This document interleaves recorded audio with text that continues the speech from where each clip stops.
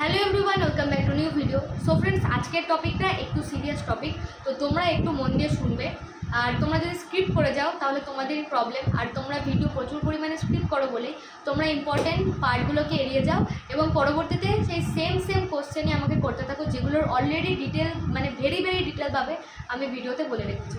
তো দেখো আজকের ভিডিওটার যেটা টপিক সেটা হচ্ছে তোমরা যারা ভাবছো, বিশেষ করে যারা এইচএস দিয়েছো রিসেন্ট, তারা যারা ভাবছো যে আমি এন্ট্রান্স দেবো এবং খুব সহজে এন্ট্রান্স ক্লিয়ার করে দেবো, তাদেরকে আমি বলে দিচ্ছি তোমরা বিষয়টাকে এত হালকাভাবে নিও না।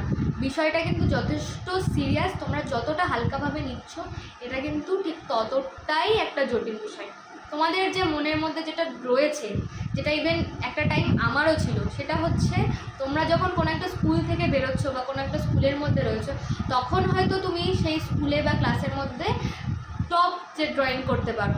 তো তোমার কি মনে হচ্ছে তুমি চারিদিক থেকে অ্যাপ্রিসিয়েট পাচ্ছ যে সাপোজ আমি আমার কথাই বলছি, পাপিয়া খুব ভালো ছবি আঁকে, খুব ছবি আঁকে, ভালো স্কুলের মধ্যে বেস্ট ছবি আঁকে, তো এরকম একটা নাম তোমরা পেয়ে আসছো। তো তোমাদের মাথার মধ্যে ঠিক ওই একটা কনসেপ্ট সেট হয়ে থাকছে যে আমি তো খুব ভালো ছবি আঁকি, আমি খুব ইজিলি কিন্তু এন্ট্রান্স ক্লিয়ার করতে পারবো।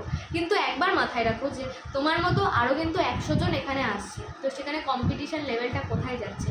আর তোমরা নিজেদেরকে মনে করছো যে আমি খুব ভালো রিয়েলিস্টিক ছবি আঁকতে পারছি, পিন্টারেস্ট থেকে ছবি নামাতে পারছি, বা যেটা করছি আমার ভালো লাগছে, আশেপাশের লোকজন, পাড়া প্রতিবেশী, বন্ধু বান্ধব এরা খুব অ্যাপ্রিসিয়েট করছে যে বাহ ছবিটা খুব ভালো হয়েছে। তাদেরকে আমি বলে দিচ্ছি তোমরা কিন্তু খুব বড় ভুল করছো। তোমরা কিন্তু বুঝতে পারছো না আসল গ্রামাটিক্যাল জায়গাটা কোথায়। তো এন্ট্রান্সের ক্ষেত্রে কিন্তু এন্ট্রান্স কি, তোমরা যদি সঠিকভাবে ছবি আঁকা শিখতে চাও তোমাদের কিন্তু বেসিক থেকে বেসিক শিখতে হবে। তো জিওমেট্রিক শেপ বা তারপরে line drawing, figure drawing, study, ছোটো ছোটো জিনিসের অবজেক্টিভ স্টাডি, সেটার কি ওভারঅল যে বেসিক শেপ সেগুলো তোমাদেরকে জানতে হবে। তো তোমরা যারা এই ধারণা নিয়ে রাখছো যে আমি এন্ট্রান্স ক্লিয়ার করতে পারবো, আই হ্যাভ এ নাম, মানে আমার একটা নাম আছে স্কুল লাইফে যে আমি খুব ভালো ছবি আঁকি, তো এই ভাবনাটা কিন্তু তোমরা প্লিজ তোমাদের মাথা থেকে সম্পূর্ণ ডিলিট করে দাও। তার কারণ তোমরা যারা জাস্ট এইচএস দিয়েছো, ফার্স্ট অ্যাটেম্পটে তোমরা ট্রাই করার চেষ্টা করবে, তোমাদের মধ্যে আমি বলছি কথাটা শুনতে খুব রুড লাগবে, 70 থেকে 80% কিন্তু তোমরা ব্যাক পেয়ে যাবে। আর তারপরে তোমরা রিয়েলাইজ করতে পারবে যে প্রবলেমটা কোথায়।